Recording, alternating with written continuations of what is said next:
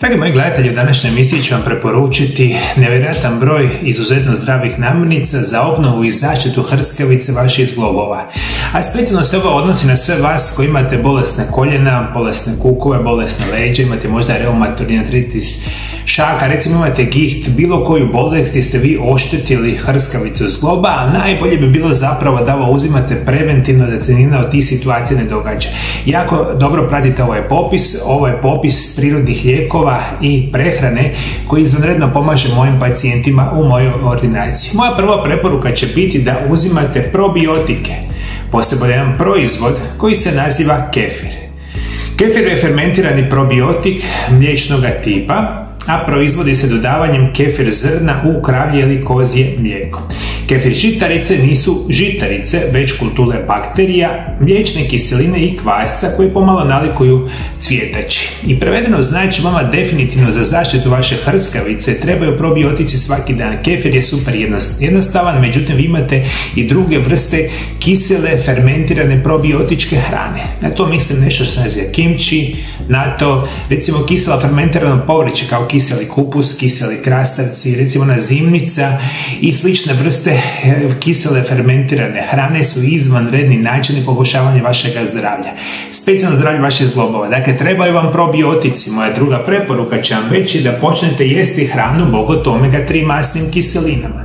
Omega-3 su moćne u snižavanju upale i imaju druge prednosti. Riba ulovljena u divljini vaša je hrana broj 1 po izboru za bolesne zglobove. Ostali izvori uključuju govedinu hranjenu travom, lanene sjemenke, čija sjemenke i orahe, koji su izvrstan izbor. Riba je hrana prepuna hranjivih tvari koja se opskrbljuje omega-3, vitaminom D i kalcijem. Svaka od ovih hranjivih tvari neophodna je za zdravlje vaših zglobova. Omega-3 masne kiseline imaju protuupalna svojstva koje postupno suzbijaju kroničnu upalu i ukočenost zglobova koljena. Vitamin D je odgovoran za apsorpciju kalcija u naše kosti.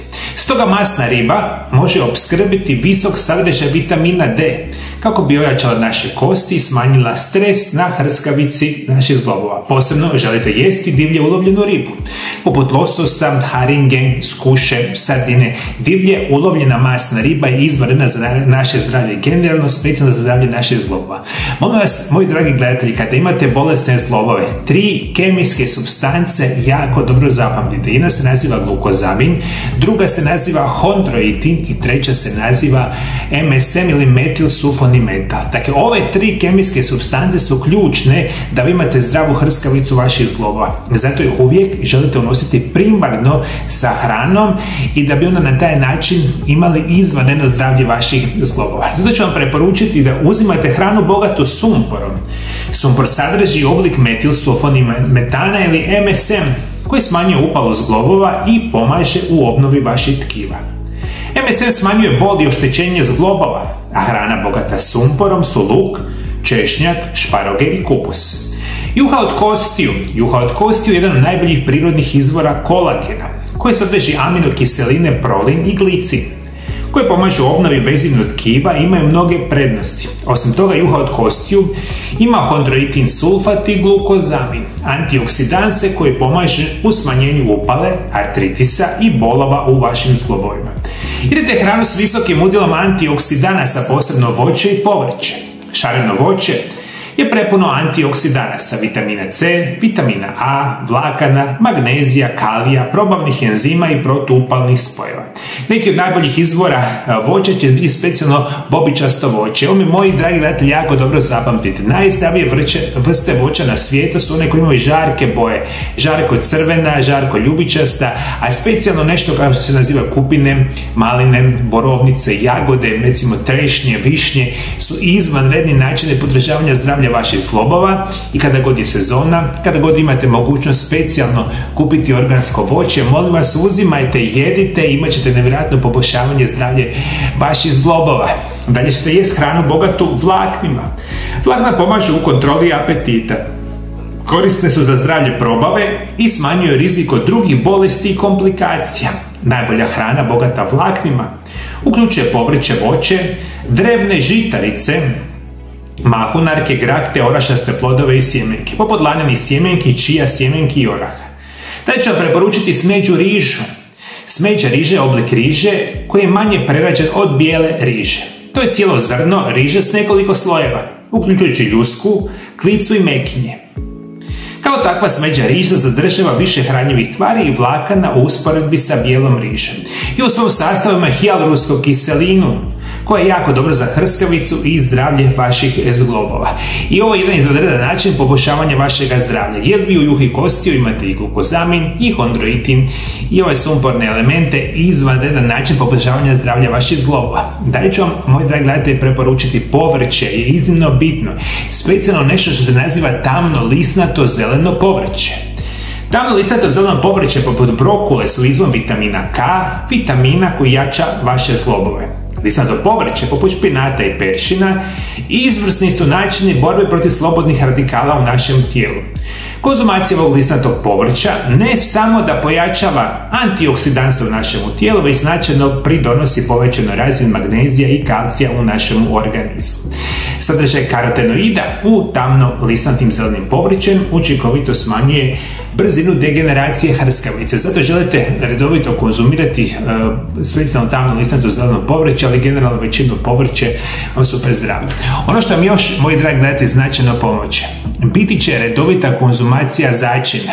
Jednostavno, apsolutno smo zaboravili u ovom enormnom obilju katastrofalne hrane što jedemo svaki dan kupiti, i to čak je recimo super jednostavno i jeftino, organske začine. Kurkuma, đumbir, bosiljak, slične vrste začina su nevjerojatno zdravlje za vaš organizam i za vaše zglobove. Specijalno razmišljate o tome da osim kurkume i đumbira koristite bosiljak, origano, majčina, dušice. Još ću vam preporučiti obavezno konzumirate redovito čajeve. Imate jako puno čajeva, na mom kanalu sam puno puta rekao koji čajevi vam mogu pomoći. Možda je jedan od najboljih na svijetu je danas nešto što se naziva zeleni čaj.